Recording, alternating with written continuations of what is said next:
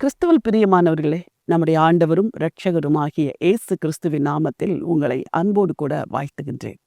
இந்த உலக வாழ்க்கையில் பல வேளைகளில் என்னை குறித்து ஆண்டவருடைய சித்தம் என்ன?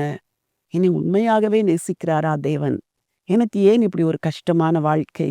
ஏன் இப்படி ஒரு கஷ்டமான வேலை? என்றெல்லாம் சில கேள்விகளை நீங்கள் கேட்பது வழக்கம். ஊழியம் செய்கிற நீங்கள் கூட, ஐயோ எனக்கு எதற்கு இந்த பாடுகள் நிறைந்த ஊழியம், கஷ்டமான ஊழியம் எதற்கு என்று நீங்கள் கேள்விகள் கேட்கலாம். ஒரு வசனத்தை இன்றைக்கு உங்களுக்காக வாசிக்கிறேன். அற்புதமான ஒரு வசனம். அதை படித்து என் உள்ளத்தில் நான் மிகவும் மகிழ்ச்சி கொண்டேன். வாசிக்க விரும்புகிறேன். 2 நாளாகமம் 2ஆம் அதிகாரம் 11வது வசனம். அப்பொழுது தீருவின் ராஜாவாகிய ஈராம் சாலமோனுக்கு பிரதியுத்தரமாக, கர்த்தர் தம்முடைய ஜனத்தை சிநேகித்ததினால் உம்மை அவர்கள் மேல் ராஜாவாக வைத்தார். கர்த்தருக்கு ஒரு ஆலயத்தையும் தமது ராஜரீகத்திற்கு ஒரு அரண்மனையையும் கட்டத்தக்க யுக்தியும் புத்தியும் உடைய ஞானமுள்ள குமாரனை தாவீது ராஜாவுக்கு கட்டளையிட்டவராகிய வானத்தையும் பூமியை உண்டாக்கின இஸ்ரவேலின் தேவனாகிய கர்த்தருக்கு ஸ்தோத்திரம் உண்டாவதாக. தீருவின் ராஜாவாகிய ஈராம் தாவீதுக்கு சிநேகிதர். 2 பேரும் சிநேகிதர்களாய் இருந்ததினாலே பல உறவுகளும் பொருள் பரிமாற்றங்களும் அவர்களுக்கு இடையே நடந்தது. தாவீதின் மரணத்திற்கு பிறகு தீரு ராஜா சாலமோனை சிநேகித்து அவர் தேவனுடைய ஆலயத்தை கட்டும் பொழுது அவருக்கு வேண்டிய பொருட்களை எல்லாம் கொடுக்க தீர்மானித்திருந்தார். சாலமோன் அவரிடத்தில் கேட்ட பொழுது மனப்பூர்வமாய் கொடுத்தார்.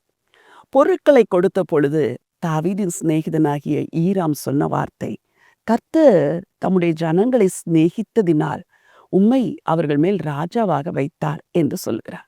எனக்கு அன்பானவர்களே, இந்த உலகத்தில் ஆண்டவர் உங்களுக்கு கொடுத்திருக்கிற ஒவ்வொரு வேலையும் ஆண்டவர் உங்களை நேசித்ததினால் உங்களுக்கு கொடுக்கிற வேலை. இந்திய தேசத்திலிருந்தோ பிற தேசங்களிலிருந்தோ நீங்கள் இந்த அமெரிக்க ஐக்கிய தேசத்தில் வந்து வாசம் செய்யலாம்.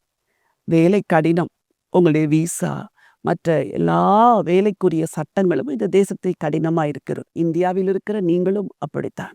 கடினமான வேலை, கஷ்டமாக இருக்கிறது. ஆனால் ஒரு காரியத்தை அறிய வேண்டும். அந்த கடினமான வேலையிலே ஆண்டவர் உங்களை ஏன் வைத்தார் என்றால், அங்கு உள்ள மக்களை சிநேகித்ததினால் உங்களை அந்த இடத்திற்கு கொண்டு சென்றார். அங்கு உள்ள மக்களுக்கு நீங்கள் ஆசீர்வாதமாயிருக்க. ஒருவேளை நீங்கள் ஒரு நடுநிலை பள்ளியில் ஒரு ஆசிரியராயிருக்கலாம், ஒரு மருத்துவமனையில் ஒரு செவிலியராயிருக்கலாம், ஒரு மருத்துவராயிருக்கலாம். ஏதோ ஒரு நோக்கத்துக்காக ஆண்டவர் உங்களை அங்கே கொண்டு சென்றிருக்கிறார். அங்கு இருக்கிற மக்களுக்கு நீங்கள் ஆசீர்வாதமாயிருக்கும்படி. என் வார்த்தையை கேட்கிற வாலிபர்களே, நீங்கள் எந்த கல்லூரியில் படித்தாலும் எந்த பள்ளியில் படித்தாலும் அங்க இருக்கிற மாணவர்களுக்கு உங்களை ஆசீர்வாதமாக வைக்கவே தேவன் அங்கு கொண்டு சென்றார். சரி, மக்களுக்கு ராஜாவா இருந்தார். ஆட்சி செய்துவிட்டு ராஜ்யத்தை முடித்து விட வேண்டும் என்று நினைக்கவில்லை. இங்கே ஈராம் சொல்லுகிறார், கர்த்தருக்கு ஒரு ஆலயத்தையும் தமது ராஜரீகத்திற்கு ஒரு அரண்மனையும் கட்டத்தக்க யுக்தியும் புத்தியுமுடைய ஞானமுள்ள குமாரனை தாவீது ராஜாவுக்கு கட்டளையிட்ட தேவனுக்கு ஸ்தோத்திரம் என்று சொல்லுகிறார். ஈராம் சாலமோனை பார்த்து சொல்லுகிறார், சாலமோன், நீ மக்களை ஆட்சி செய்வது மட்டுமல்ல, உன் தேவனுக்கு ஒரு ஆலயத்தை கட்ட நீ தீர்மானித்தாயே. இதை ஏற்படுத்த உனக்கு ஞானமும் யுக்தியும் தேவன் கொடுத்தாரே, அந்த தேவனுக்கு ஸ்தோத்திரம் என்று சொல்லுகிறார். உங்களை பார்த்து ஒரு கேள்வி கேட்கிறேன். நீங்கள் உலக வேலை, உலக தொழில், ஒரு உலகத்தில் ஓஹோ என்று சொல்லக்கூடிய ஒரு பிஸ்னஸை பண்ணுவதற்கா தேவன் இந்த உலகத்தில் வைத்தார்? அந்த பிஸ்னஸை பண்ணுவதோடு, அந்த தொழிலை செய்வதோடு, அந்த ப்ரொஃபஷனிலே நீங்கள் ஷைன் பண்ணுவதோடு, அங்கே இருக்கிற மக்களுக்கு நீங்கள் ஆண்டவரை பற்றி சொல்லுவதற்கு தான் தேவன் வைத்தார்.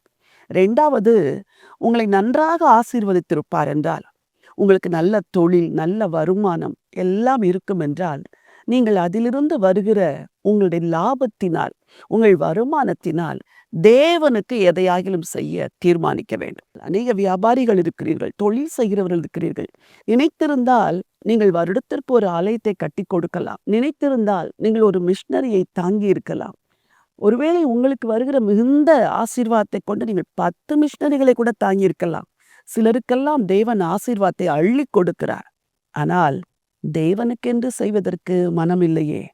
ஆண்டவர் என்னோடு கூட பேசின பொழுது என்னுடைய தொழிலை விட்டு விட்டு ஊழியத்திற்கு வரும்படி சொன்னார். ஒருவேளை நான் என் மருத்துவ தொழிலை தொடர்ந்திருப்பேன் என்றால் எத்தனையோ கோடிகளை நான் சம்பாதித்திருக்கலாம், எத்தனையோ கோடிகளை சேர்த்திருக்கலாம். அதெல்லாம் மேன்மை இல்லை என்று சொல்லி அவைகளெல்லாம் உதறி தள்ளிவிட்டு தேவனுடைய வேலையை செய்கிறோமே, பெரிய மகிழ்ச்சி, பெரிய சந்தோஷம். ஆனால் நீங்கள் இன்னும் அதே தொழிலை செய்து கொண்டிருக்கிறீர்கள். மருத்துவராயிருக்கிறீர்கள், வழக்கறிஞராயிருக்கிறீர்கள், ஒரு ஆசிரியராயிருக்கிறீர்கள், ஒரு செவிலியராயிருக்கிறீர்கள். நீங்கள் செய்கிற தொழிலின் மூலமாய் ஆண்டவருக்கு ஏதாகிலும் ஒரு ஊழியம் செய்யுங்கள். அந்த தொழிலில் தேவன் உங்களுக்கு தருகிற வருமானத்தின் மூலமாய் தேவ ராஜ்யத்தை கட்டுங்கள். இந்த 2ஐத்தான் நீங்கள் செய்யும்படி தேவன் இந்த உலகத்தில் உங்களை வைத்திருக்கிறார். ஒரு ஈராம், ஒரு புறவினத்து அரசனுக்கு கிடைத்த இந்த வெளிச்சம் தேவ பிள்ளைகளுக்கு கிடைத்தால் எவ்வளவு நலமா இருக்கும். இன்றைக்கு தீர்மானம் பண்ணுங்கள். நான் எங்க இருக்கிறேனோ அங்கிருக்கிற மக்களுக்கு நான் ஆசீர்வாதமாக இருப்பேன். எனக்கு என்ன தருகிறீரோ அதில் ஒரு பகுதியை உம்முடைய ராஜ்யத்திற்கென்று கொடுத்து உம்முடைய ராஜ்யத்தை கட்டுவேன் என்று தீர்மானியுங்கள். நிச்சயமாகவே உங்களை தேவன் இந்த உலகத்தில் ஆசீர்வாதமாக வைப்பார். உங்களுக்காக ஜெபிக்க விரும்புகிறேன். ஜீவனுள்ள தேவனே, நல்ல ஆண்டவரே, ஆண்டவரே, ஈராம் சாலமோனுக்கு சொன்ன இந்த வார்த்தைகள் இன்றைக்கு உங்க பிள்ளைங்க ஒவ்வொருவருக்கும் நீங்க சொல்ற வார்த்தைகள் அப்பா. அர்த்தமற்ற ஒரு வாழ்க்கை வாழ இந்த உலகத்தில் நாங்கள் அழைக்கப்படவில்லை. எங்கே எங்களை வைத்திருக்கிறீரோ, ஒரு சிறு தொழில், ஒரு குடிசை தொழிலோ அல்லது ஒரு சிறு கைவேலையோ, மிகப்பெரிய நிறுவனமோ அல்லது பிஸ்னஸோ, உங்க பிள்ளைங்க எதை செய்தாலும் ஆண்டவரே, அதில் இருக்கிற மக்களுக்கு இவர்களை ஆசீர்வாதமா மாற்றுங்கப்பா. அதோடு கூட இவர்கள் கைகளில் தருகிற வருமானங்களில் ஒரு பகுதியை தியாகத்தோடு எடுத்து வைத்து தேவ ராஜ்யத்தை கட்டவும், ராஜ்யத்தின் பணியை தாங்கவும், ஆலயங்களை கட்டவும், ஊழியர்களை தாங்கவும் இவர்கள் உள்ளத்திலே நீங்க பேச வேண்டும் என்று சொல்லி ஜெபிக்கிறேன் ஆண்டவரே. உமக்கு நன்றி. இந்த நினைவுகள் இந்த நாளெல்லாம் இவர்கள் சிந்தையை ஆளுகை செய்யட்டும். உமக்காக ஏதாகிலும் செய்வதற்கு உங்க பிள்ளைங்களுக்கு உதவி செய்ய வேண்டும் என்று சொல்லி ஜெபிக்கிறேன். தாழ்த்தி உடைய கரத்தில் ஒப்புக் கொடுக்கிறேன். மீட்பெரும் இரட்சகருமாம் இயேசு கிறிஸ்துவின் நாமத்தில் ஜெபிக்கிறேன் ஜீவனுள்ள நல்ல பிதாவே. ஆமென், ஆமென். பிரியமானவர்களே, ஆண்டவர் உங்களை இந்த பூமியிலே ஆசீர்வாதமாய் வைத்திருக்கிறார். அவருடைய ராஜ்யத்திற்கு நீங்கள் ஆசீர்வாதமாய் இருக்க வேண்டும் என்பதே தேவ சித்தம்.